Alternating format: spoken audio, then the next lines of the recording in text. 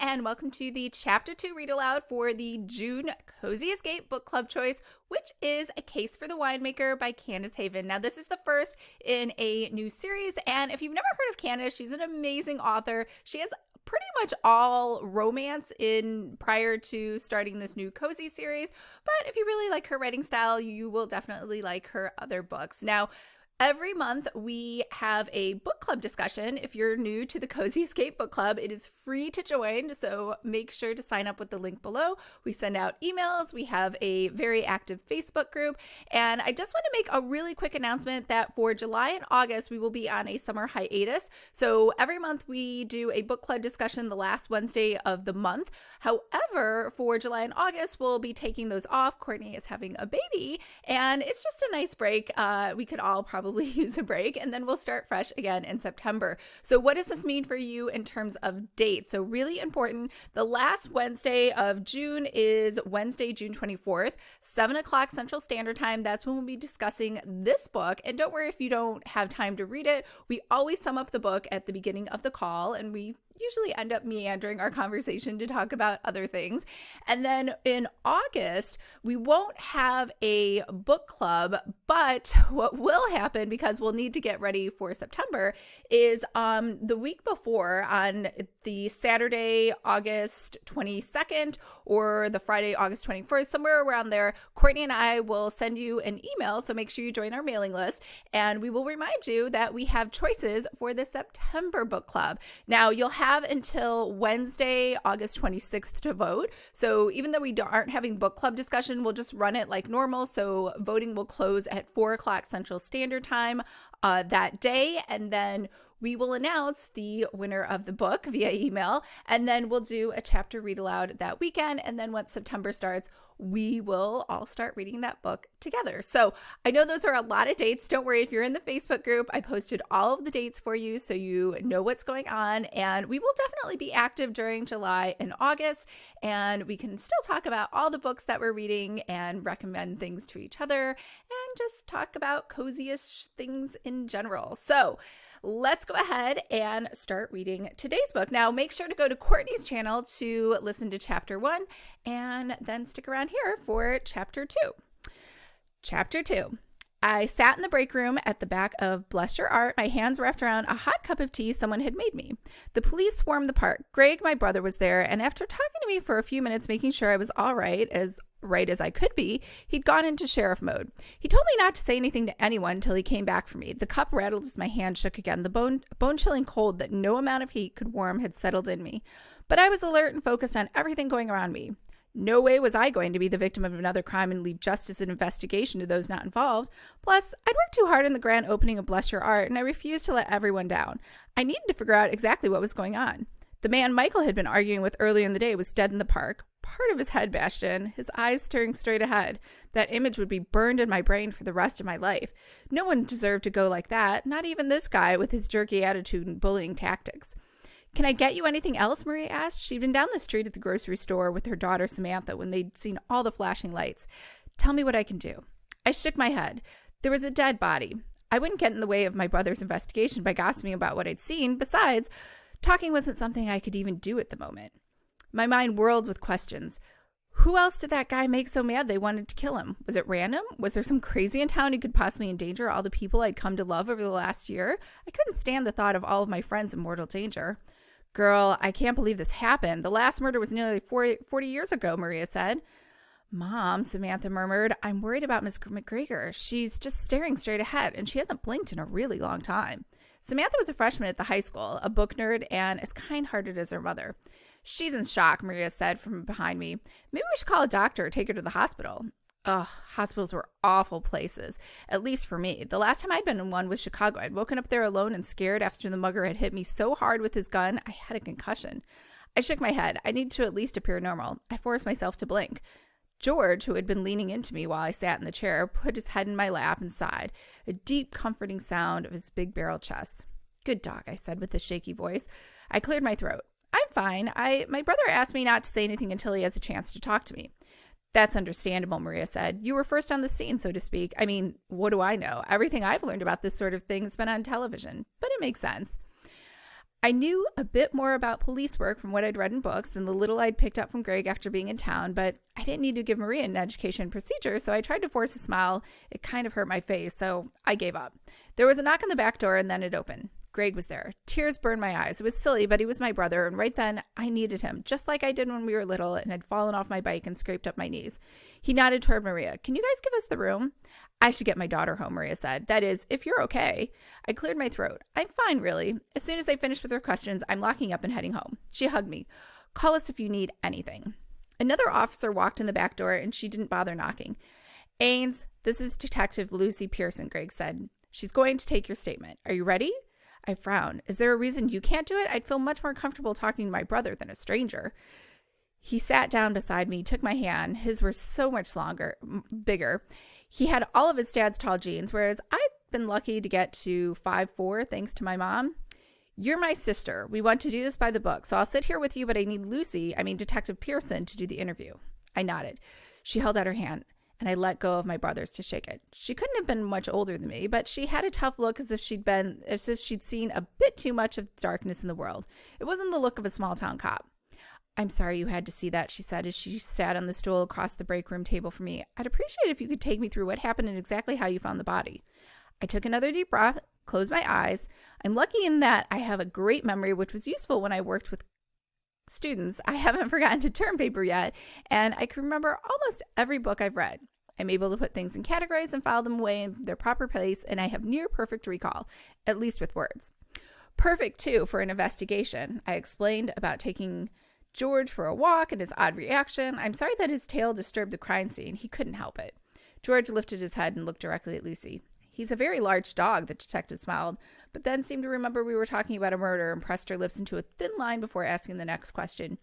Do you remember seeing anyone in the vicinity, anyone who might have been watching? I shivered. Could the killer still have been around? Did he or she see me? There was a hand on my shoulder. Do you need to stop for a minute, Greg asked. No, Closing my eyes, I willed myself to remember what we'd seen just before George growled. There was a guy on the bicycle path when we came out of the back of the store, but he was on the far side of the river. I don't remember anyone else around. Did you hear anything? She asked. I kept my eyes closed. Just the wind and normal sounds from town. Cars and someone running. What? She asked. You remember something? I didn't see anyone, but I heard footsteps, someone running behind me. I was focused on George. He started growling, and I'd never heard him do that before. I thought it was a snake or something in the leaves, some kind of animal, and I was worried about my dog being hurt. George sighed in my lap, and I rubbed his ears. But it was behind me, and I didn't turn. There were always runners on the paths down there. George was growling, and I tried to pull him away. That's when he rustled the leaves, and the hand... I opened my eyes. The hand sort of popped out. I'll be honest, it didn't register at first.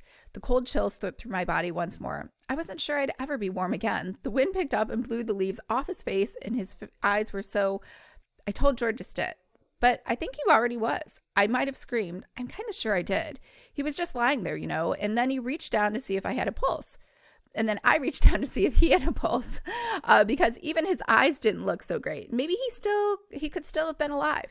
I just felt like I needed to check. I only touched his wrist. I'm not a nurse. I've never actually taken a pulse, but there was nothing. I visibly shook this time.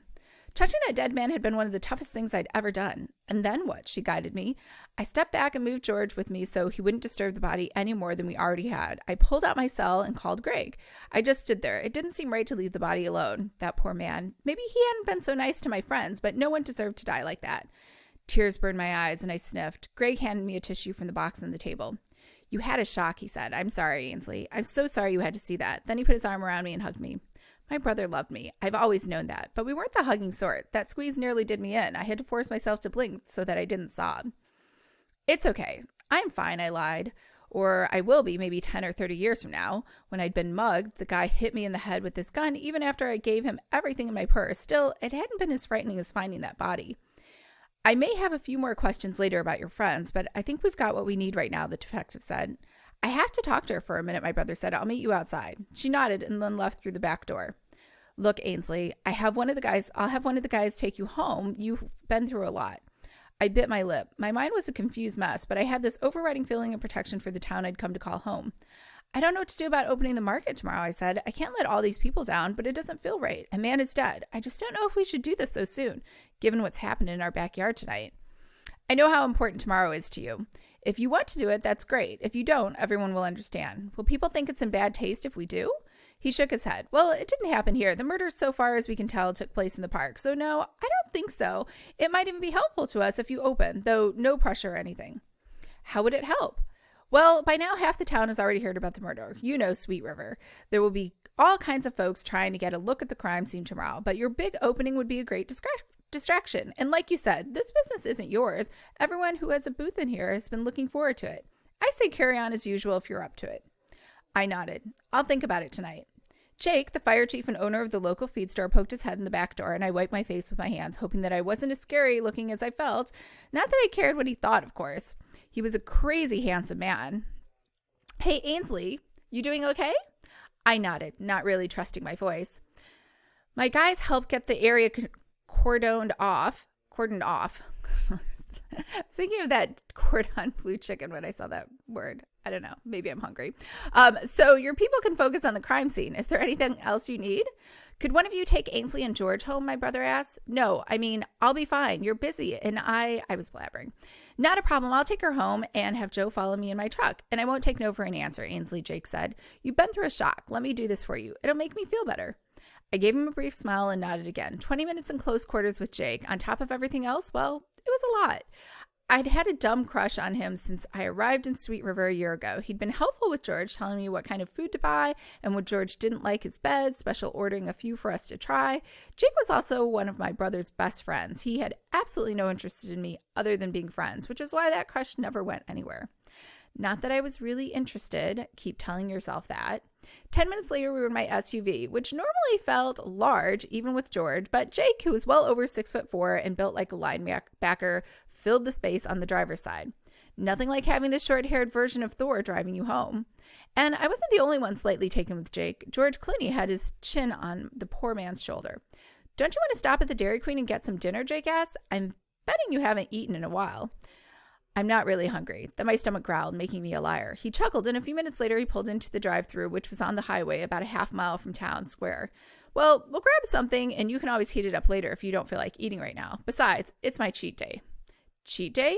He shrugged. We eat kind of crazy at the firehouse, and a lot of the guys have put on weight. Like, we don't run around with enough pounds of equipment as it is, so we, the whole station, are following a healthy diet. Tuesdays are usually my off days, so I eat all the bad stuff.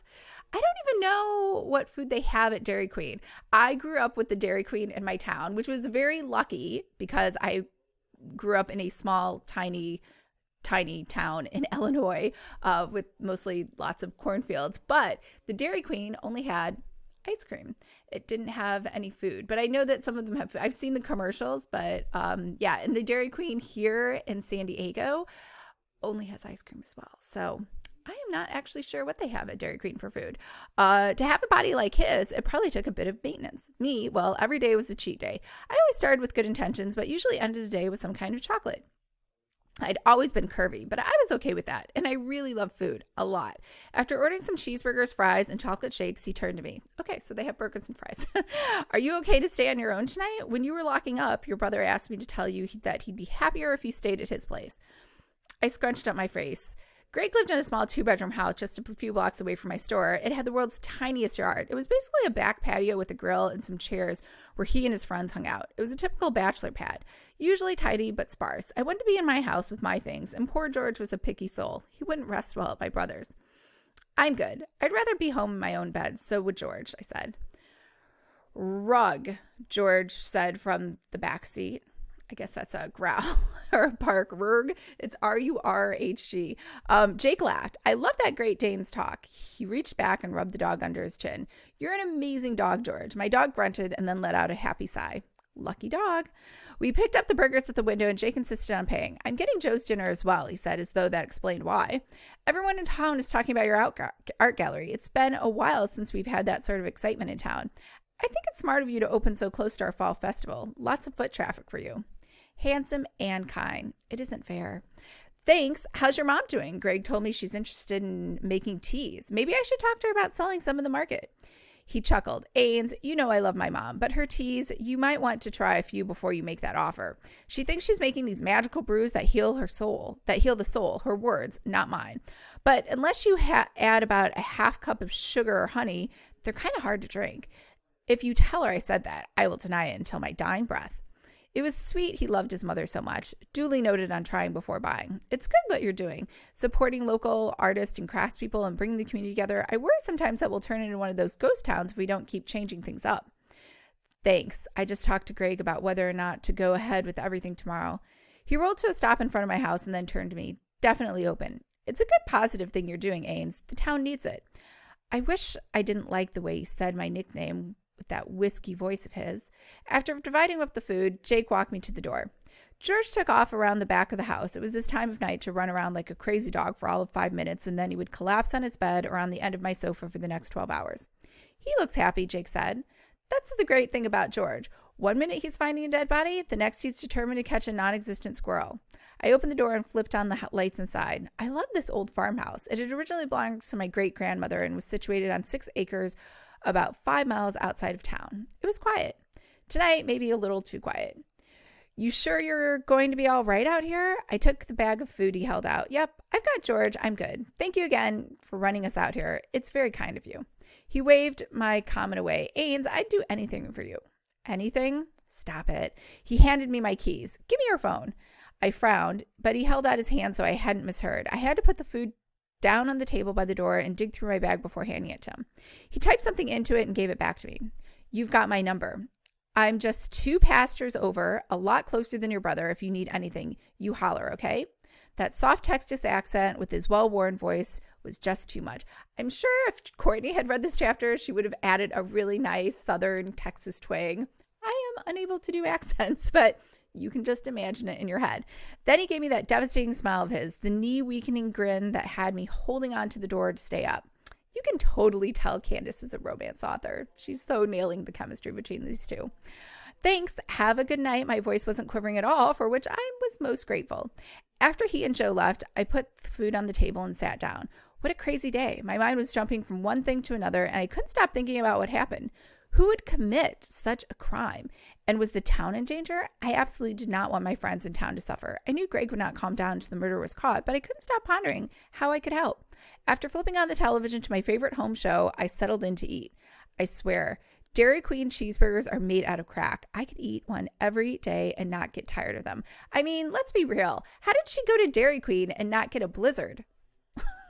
That's what I do when I am at Dairy Queen. Of course, I don't have food options, but milkshake, I would have gotten a blizzard, a Snickers blizzard. Let me know in the comments below what your favorite dessert is at Dairy Queen. Let's just talk about Dairy Queen for this chapter. Okay.